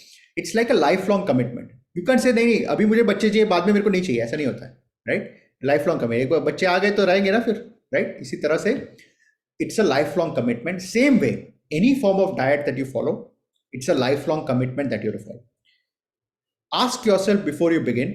You can try different things. बिल्कुल, right? You can try intermittent diet. You can try, नहीं हो रहा है, keto diet try करें, नहीं होता है, paleo diet, कुछ भी करें, कोई फर्क नहीं पड़ता. You can do it. Stick to one which works for you. है ना? आप, you might have dated a lot of women before marrying, or you might have dated a lot of men before marrying. But you found your life partner, right, who suits you, and then you married him or her, right? That's what it is, right? So you can try different strategies for diet, stick to a strategy that works, चाहे कुछ भी हो, लेकिन एक life long commitment लेके चलें. अगर आप इंटरमीडिएट फास्टिंग करते हैं तो मेक श्योर कि आपने जो पूरा सिस्टम बनाया है वो आपके फेवर में है और आप इसको लाइफ लॉन्ग फॉलो करना है. अगर आप नहीं कर पा रहे हैं देन अंडरस्टैंड एक्सपेक्टेशंस. अगेन बहुत सारे लोग ये भी कहते हैं ना, हमने देखा होगा कि डाइट का हमने प्लान लिया, हमने 1 लाख रुपए दिए celebrity dietitian, right, and she helped us, and then unfortunately फिर वेट रीगेन हो गया. तो ये देखिए, डाइटिशियन की गलती नहीं है, ये आपकी गलती है. आपको ये जानना ज़रूरी है कि जो इन्होंने डाइटिशियन ने जो सजेस्ट किया था वो 3 महीने के लिए नहीं बोला था, वो 6 महीने के लिए नहीं बोला था. It was for rest of your life. It has to be followed for rest of your life, and if you are able to do that, you know. And what we need to understand is, before you begin, before आप शादी करने से पहले आप सोचते हैं ना कि यार ये मेरे से कॉम्पिटेबल है कि नहीं. इसी तरह से अगर आप डाइट भी चूज करते हैं तो try and understand whether it is compatible with your life और not. And remember, food has a deeper meaning than we think. It is difficult to change overnight. अगर मैं लायन को बोलूँगा कल से भैया घास खाना शुरू कर लें बिकॉज आपके लिए घास बेटर है, he will not, right. So if you ask a cow to start eating meat from tomorrow, cow will not be able to eat. So food has a deeper meaning, right? We often tell this very easily कि आप avocado खाना शुरू कर दो. यार avocado मुझे नहीं पसंद है तो मैं नहीं खाऊंगा ना, right? So food tends to have a deeper meaning, right? And there are always options. There is no one diet that cures all. If somebody tells you that this diet is better than other diet, follow it, no problem. But उससे शादी करो नहीं, dietitian से नहीं, diet से शादी करो. Make sure that you follow that for the rest of your life. You are able to do that, make that commitment. Otherwise try it, no harm, right. But remember, have realistic expectations, right. But more importantly, I'll tell you, the better way of doing things is to make small changes, sustain that small change, and repeat. Once again, I'm telling you, this is a test match. This is a marathon, not a sprint, right? Formula 1 fans आप में से कोई होंगे तो आपने सुना होगा Hamilton को बोलते हुए, ना Formula 1 driver, right? He often says on the radio, this is a marathon, not a sprint. Make small changes, sustain it, repeat it. This is the mantra, right? एक छोटा चेंज करें, उसको फॉलो करें religiously, and then make another change, right. जैसे for example I give you, I will eat simple sugar in my diet, right, for the next 3 weeks, and generally keep cycles of 3 weeks, right. 3 हफ्ते के cycle रहे. 3 हफ्ते के लिए मैं sugar वाली चीजें बिल्कुल नहीं लूंगा. That's the commitment I make. So that's a commitment, small change. मैं इस commitment को follow करता हूँ और फिर उसको repeat करता हूँ, right. After 3 weeks I make another commitment. I will avoid having cold drinks. So make small changes to your life, sustain it, then repeat it. That is the best way of following any lifestyle change. Nothing happens overnight. आप अपने body को फूल नहीं कर सकते हैं, आपकी lifestyle suddenly change नहीं कर सकते हैं. इसको समझें, आप सडनली कोई चीज नहीं कर सकते हैं. You have to do it gradually, make small changes, sustain it, right, and repeat it. And that's the only mantra which will help you. Suddenly आप एक वेजिटेरियन हैं और आप कीटो डाइट जिसमें नॉन वेजिटेरियन भी होता है, अगर वो आप उस पर चेंज करते हैं तो आप शायद नहीं सस्टेन कर पाएंगे. डाइट चालू करने से पहले इसको समझें, right. And the best thing I would tell you in reality is to meet a dietitian, right. ये ऑनलाइन डाइट कर करके कोई फायदा नहीं है. एक डाइटिशियन से मिलें. Why dietitian? Because dietitian can help you. आपसे वो डिस्कस करके she or she can help you follow a proper diet, right? Or a health coach can help you follow a proper diet. But something you need to do, right? They will help you explore a potential diet. But if you want to do something on your own, DIY, do it yourself. Good way of doing DIY is make small, simple changes, sustain it, repeat it, right? This mantra, right? Call this Om mantra. Right, which is sounds very nice, right? This is Om's mantra, right? Make small changes, sustain it, repeat it. this is the best way to change your life for anything, right? This is most important. Okay, right. Again, sorry, but if you want a diet chart, you can download it here, right? Again, I'm saying, if you are able to follow this, follow it like you're married it. You can go to this link and you can download some diet charts for diabetes and obesity if you feel like, right? But try and follow this. Okay, let's come to physical activity, right? Now, some useful tips I'll give you. Again, remember, exercise helps to maintain weight, whereas diet helps to lose weight. Use a work day walking routine, right? You can use a, work के वक्त आप शायद ज़्यादा चलें. When you're working, for example, जैसे मैं एक hospital में काम करता हूँ, so instead of using lift, I can use the stairs. Sometimes exercising with a partner helps. अगर कोई friend है आपका या spouse है, उसके साथ exercise करें. Use measurement tools. Again, a lot of people say negative things about it, but I'm a big fan. And again, if you take evidence has suggested that ये जो weight, जो steps measuring का जो चीजें हैं, बहुत useful है, right? So your Apple Watch or your Fitbit, please use it. It is very useful, right? Reduce sitting time on desks. You can use standing desks. Some people like using standing desks. ये भी एक नया बन गया है trend. Use walking meetings instead of having sitting meetings. You can use a good exercise program, but something which is appropriate for you, again, which is something, right? So most important, avoid sedentary behavior. This I told you earlier also. Sitting is the new smoking, right? And this is something which is called avoid, sedentary behaviors. Engage in structured physical activity, where you can do aerobic exercise जैसे jogging होता है वगैरह होता है, या anaerobic exercise जैसे weight lifting है. तो दोनों ही करना जरूरी है. You need to do both, right? So this is the thing. Sitting is the new smoking. Few years back, there are a lot of studies which were done, which actually found that, those people who sit for a long time, they tend to have increased risk of cardiovascular disease compared to those people who are active during work, right? इसीलिए आपने अगर आजकल देखा होगा तो ये trend बन गया है ऑफिस में, where you have like I said standing desk, walking meetings, elevators और लिफ्ट्स जो है, एस्केलेटर्स उसके कम यूज होते हैं.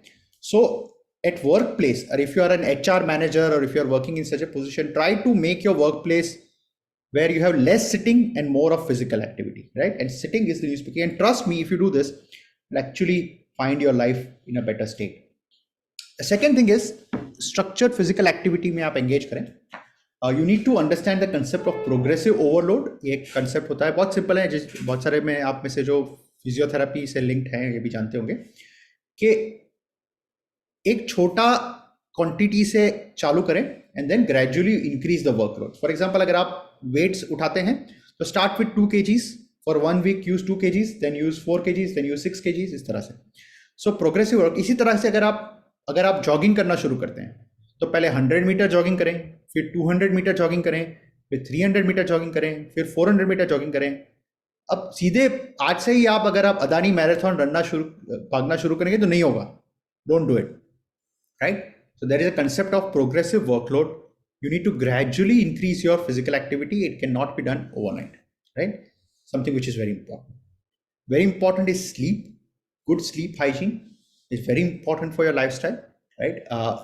बहुत कुछ लोगों को obstructive sleep apnea होता है. इसके बारे में हम अलग से webinar रखेंगे. We'll have some experts also on sleep apnea to talk to you about it. It's very important to maintain a good circadian rhythm. ये हमने पहले भी बोला था. Killing your sleep is killing you, right?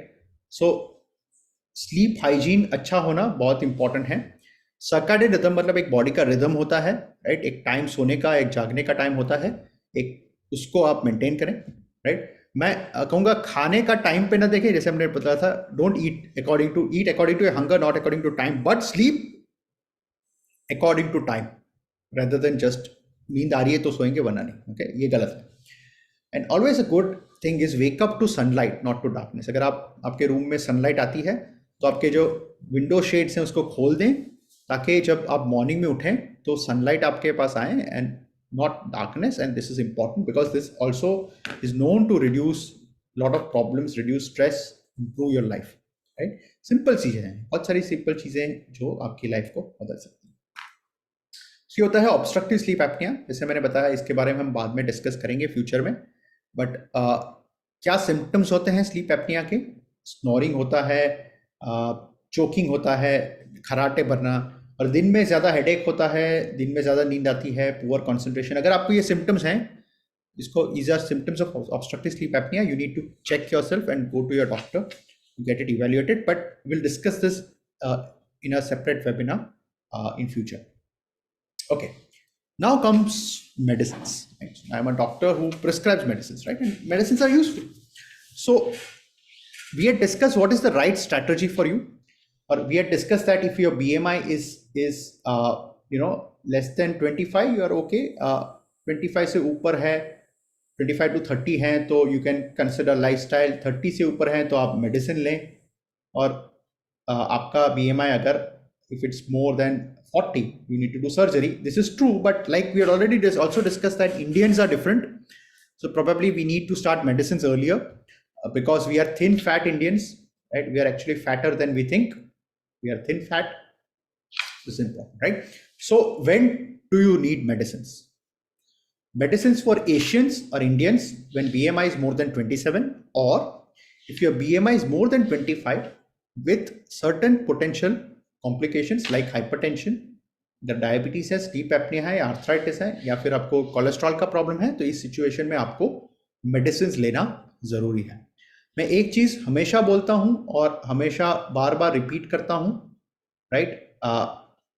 Tell this here also, medicine is not a substitute for lifestyle measures.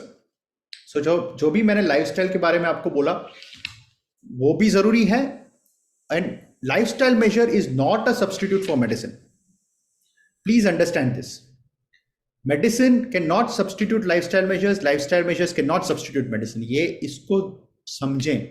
बहुत सारे लोग कहते हैं सर मुझे मेडिसिन नहीं चाहिए। आप देखो, आपको अगर मेडिसिन की जरूरत है तो जरूरत है, अगर आपको लाइफस्टाइल मेजर्स की खाली जरूरत है तो आपको मेडिसिन की जरूरत नहीं है। आप अपने लाइफ में क्या इंपॉर्टेंट है, क्या स्ट्रैटेजी आपके लिए जरूरी है वो समझें, और इसको समझें, इसको एक्सेप्ट करें और इसको प्रोसीड करें, right? That's why that we had given you that link where you can check कि आपके लिए क्या स्ट्रैटेजी बेटर है बेस्ड ऑन योर BMI.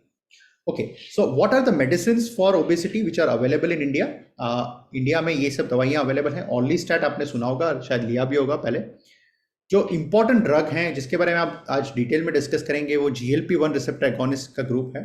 कुछ और मेडिसिन हैं, टोपिरामेट करके होता है, बिप्रोपियन होता है, कुछ और दवाइयाँ हैं जो डायबिटीज़ की दवाइयाँ हैं जो वेट के लिए यूज़ हो सकती है, जैसे SGLT2 इनिबिटर, एम्पाग्लिफ्लोजिन, जार्डियंस आपने सुना होगा, या यूडेपा सुना होगा, या फिर मोटिवेस्ट सुना होगा। ये कुछ दवाइयाँ हैं।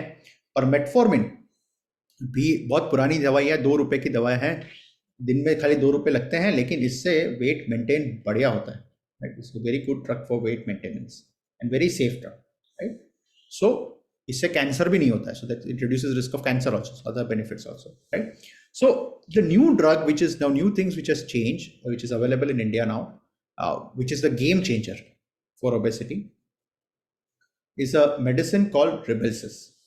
Right? There's a medicine called Rybelsus, which is I think a game changer. उसके पहले हमारे पास इंजेक्शन था Victoza, और उसके पहले हमारे पास इंजेक्शन था Trulicity. We had these injections available, but now we have this in a tablet form, which is called Rybelsus. This medicine is actually a game changer for weight loss. So जिनको obesity है उनके लिए ये medicine, आपका BMI अगर ज़्यादा है, आप अगर मेडिसिन के रेंज में आते हैं तो आपको ये मेडिसिन लेने से बहुत फायदा है, right? So I told you this, we had discussed this कि अब ये जो मेडिसिन है, it has become a rage in Hollywood celebrities, मुझे नहीं पता बॉलीवुड सेलिब्रिटीज लेते हैं कि नहीं, बिकॉज उनके लिए शायद नया है, बट इंडिया में it is recently available, but Hollywood celebrities have been taking this, and Elon Musk also, this actually created a lot of noise level also for this medicine. Elon Musk tweeted about this that there's some discussion on weight loss. He said, meanwhile, you can take Ozempic or Rybelsus, and this Rybelsus is available in India now, right? So he says that you can use this. It is effective for appetite control with minor side effects, only minor side effects, right? It's a very good drug, safe drug to be taken for a long time. So this is about Elon Musk. So Rybelsus is actually, in my opinion, currently, this medicine is the most effective and practical weight loss strategy available to us. अभी currently अगर India में देखें तो सबसे effective drug है in terms of weight loss. It's an oral tablet. It's available in India. It can be used both for diabetes as well as for weight loss. It's available in 3 strengths: 3 milligram, 7 milligram and 14 milligram. We generally start with 3 milligram से हम शुरू करते हैं और उससे फिर weight loss होता है. Generally, it can produce 10 to 15% weight loss. So medicine से 10 to 15% वेट लॉस होगा, और अगर आप एक्सरसाइज करते हैं, आप डाइट भी साथ में करते हैं, तो it can use additional 4 to 5%. Total you can use 20% of weight. That means if you are अगर 100 kg, you can come down to 80 kg with this medicine plus lifestyle measures. Only thing is, it's not a cheap medicine. It is available. It costs 300 rupees a day, approximately, right? So ये दवाई है. This is a very effective drug, probably the best drug available for weight loss. Very safe, very little side effects, right? Can be used for long term. It has other benefits also, but costs 300 rupees a day. But this is a very effective strategy for weight loss, right? So how does this drug produce weight loss? ये जो medicine होती है, ये apatite को जो होता है उसको सप्रेस करते हैं. तो आपके जो ब्रेन में एपेटाइट के सेंटर हैं, इसको ये ब्लॉक करता है, और इसके वजह से आपको भूख कम लगती है, और भूख कम लगती है, हंगर क्रेविंग कम होता है, जैसे हमने डिस्कस किया था, head hunger, stomach hunger. It preserve stomach hunger, right? जो स्टमक हंगर है उसको ये प्रिजर्व करता है, बट जो हेड हंगर है या हार्ट हंगर है, हार्ट हंगर या हेड हंगर, इसको ये निकाल देता है. So this removes the head hunger and heart hunger, and because of that you are able to concentrate more on your work, less on food, and you eat only when you are really hungry, right? This is how this medicine works, and it works beautifully in this sense, right? Of course, this medicine has also other benefits. So it's also useful to control diabetes. Again, it is found to be very useful for cognitive, मतलब brain का जो आपका function है उसके improvement में, memory improvement वगैरह में भी काम आता है.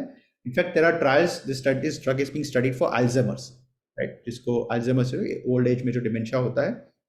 This medicine is also known to reduce risk of heart attack and reduce risk of stroke, right? So these are other benefits you can see here. Long list of benefits. Brain में ये memory improve करता है, liver में fat storage को कम करता है, pancreas मतलब diabetes में हेल्प करता है, हार्ट में हेल्प करता है, स्केलेटल मसल्स पे हेल्प करता है. And this drug is something, we had discuss sarcopenic obesity, right? जिसमें मसल मास लॉस होता है बट फैट बढ़ता है. ये ड्रग इसको ऑपोजिट करता है. It cure sarcopenic obesity. So it increases or preserves muscle mass,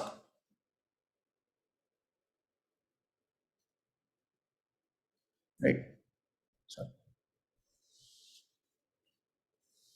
So this medicine tends to preserve the muscle mass.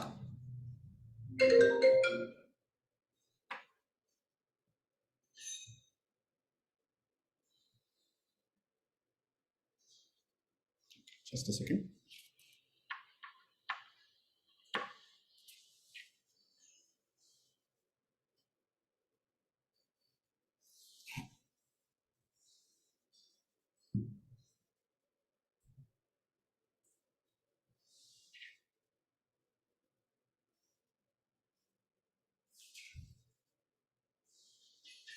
Tends to preserve the muscle mass without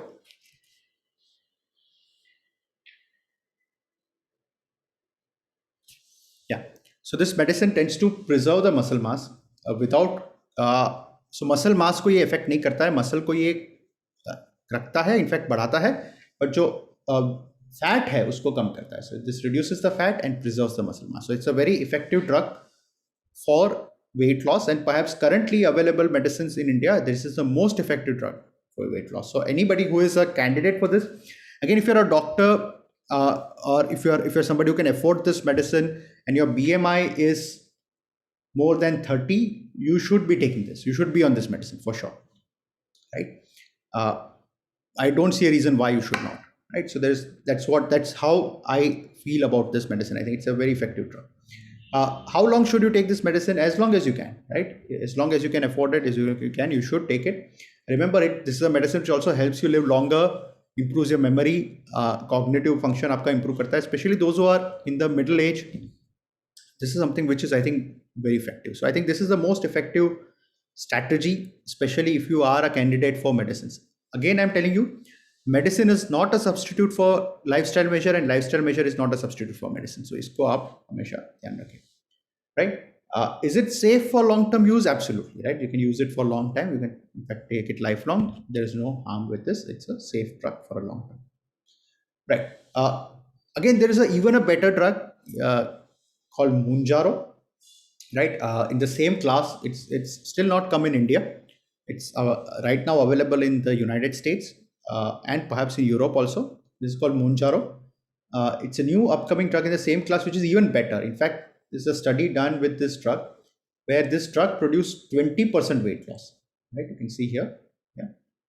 20% weight loss. 20% weight loss मतलब एक खाली इसी से weight can come down from 100 to 80 in Western people. So India may, in fact, these drugs tend to do better in Indian patients. I'm sure in Indian patients it will do close to 30% weight loss easily, right? So this is the thing. It's a very effective drug, and combine that with lifestyle measures where you get additional 5%. You can easily lose 30 to 35% weight, I think, with this medicine easily, but it's still not available in India.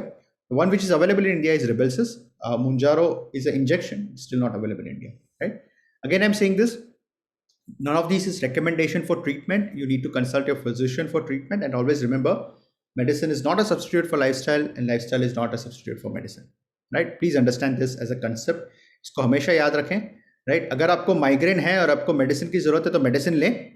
अगर आपको है mild headache है जो खाली lifestyle change होने से होता है तो ये करें, right? उसके लिए मेडिसिन ना लें. So medicine is not a substitute for anything. It is not a substitute for lifestyle. Lifestyle is not a substitute for medicine. Indians need to understand this, please, right? Sometimes some of us are always taking medicines for everything, and some of us are not taking medicines even when we need it, right? That's a paradox in India. जिनको treatment की जरूरत होती है उनको नहीं मिलती है, जिनको नहीं जरूरत होती है उनको मिलती है, राइट? सो ये इसको हम रिमूव करने की कोशिश कर रहे हैं, ठीक है? Finally let's come to surgery. The surgery for obesity is called bariatric surgery. बहुत सारे लोग कहते हैं सर लाइपोसक्शन करवा ले. भाई, liposuction is not a surgery for, it's a cosmetic surgery. It is not surgery for obesity. Please understand, the obesity surgery is called bariatric surgery. Liposuction is a cosmetic surgery. Please understand the difference between these two, right? So, bariatric surgery is done for obesity. Liposuction is done for cosmetic, right? This is done by plastic surgeon. This is done by bariatric surgeon, right? ये दोनों अलग चीज़ हैं. और obesity के लिए अगर है तो ये है. ये जो है, अगर आप सेलिब्रिटी हैं या आप इंस्टाग्राम सेलिब्रिटी हैं या आप फिल्म स्टार हैं तो ये ज़रूरत है आपको. Otherwise you need bariatric surgery, right? When is surgery needed? Again, you can use our tool which we helped you. So if the BMI is more than 37, you need to do surgery. If it's more than 32 with diabetes and other comorbidities, then you need to consider surgery. This is for Indians, okay? For Westerns, it is more than 40 and 35, but for Indians, it is 37 and 28, 32, right? So these are the criteria. Again, you can use the tool which we used for determining whether you are a candidate for surgery, right? There are various types of bariatric surgery. हमारे India में ये जो है sleeve gastrectomy बहुत लोग करते हैं, and they do what is known as gastric bypass in certain patients. They also do mini gastric bypass, right? So again, these are three surgeries which are commonly done in India. ये जो adjustable gastric band है वो India में ज़्यादा लोग नहीं करते हैं, but it's an option. But it's not that effective. But generally, most people undergo sleeve gastrectomy, right? जिसमें एक छोटा पाउच बनाया जाता है स्टमक का, और स्टमक का साइज जो है कम किया जाता है. So this is about bariatric surgery. I am not going to detail, I am not a bariatric surgeon, but just to give you an information about what is available options. How much weight loss can be expected with bariatric surgery? About 50 to 60% weight loss. Again, let me tell you, a lot of people, celebrities have undergone bariatric surgery. I think the children of Ambani have 100% undergone bariatric surgery. And then Adnan Sami, you would have seen him, has undergone bariatric surgery. A lot of people who have undergone bariatric surgery, a lot of celebrities, I think Sonakshi Sinha probably underwent, I'm not sure. So please forgive me if I'm wrong, right? So, but then a lot of celebrities have undergone bariatric surgery. It's a viable option for selected patients where it is indicated, and can produce 50 to 60% weight loss. But it can cause regain also. So if you're not careful, after especially sleeve gastrectomy, के बाद weight gain बहुत common है. We have seen this in many patients. Again जैसे मैंने बताया इस तरह से होता है, पहले वेट लॉस होता है फिर रीगेन होता है. सो इसको ध्यान दें. Again lifestyle measures are not substitute for surgery, surgery is not substitute for lifestyle measure. So again इसको भी ध्यान रखें, राइट. सो अगर आप बेरियाट्रिक सर्जरी भी करवाया तो उसके बाद भी आपको लाइफस्टाइल मेजर फॉलो करना जरूरी है. अगर आप नहीं करते हैं तो you are in trouble, right. You will regain the weight, right. So finally, some important final take home messages for you. Obesity can be managed by better habits. There is no magic cure or diet for obesity. There is none, right. Diet can produce weight loss. The same needs to be followed and maintained for weight loss, right. It is helpful. Exercise is useful for maintaining weight loss. Exercise does not produce weight loss. It helps in maintain weight loss. This is something important. There are many new medicines now, especially Rybelsus, which is available in India, a very effective drug. It can produce effective and sustained weight loss. It's a बहुत effective medicine है. And surgery is an option for certain patients, especially अगर BMI उनका बहुत ज़्यादा है तो आप surgery का भी option रहता है, right? So this is the brief about weight management here, right? You can use this chatbot. I've said this many times. You can try this on your own and see what is the most effective strategy in your case for weight loss, right? And finally, you can join this Nobesity WhatsApp group, obesity support group. Unfortunately, we are not doing too many activities, but join this group. We'll make sure there are no spam messages, but we'll start gradually doing activities here. So be a part of this group so that you can continue to benefit and get announcements about future webinars. We'll be doing webinars in future about thyroid, about PCOS, and we're also doing a webinar on menopause. So these are things we'll be doing in future. So please keep watching this, right? You can visit my website, dromlakhani.com. These are the appointment and other details. So I work at Zydus Hospital in Ahmedabad. And this is the upcoming webinar we are having on thyroid disorders. And 1st January, we'll be sharing the details in the various social media platforms, etc. So this is 10 misconceptions about thyroid disorders. And we'll come with details on this very soon.